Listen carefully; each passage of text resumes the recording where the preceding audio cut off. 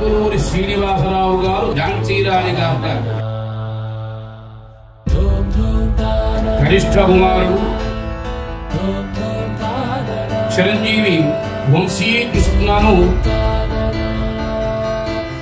అంగడి నరహరి గారు ధర్మవతి ఆనందలక్ష్మి గారుల పుత్రిక చిరంజీవి లక్ష్మీ సౌభాగ్యవతి తేజశ్రీని ఇచ్చి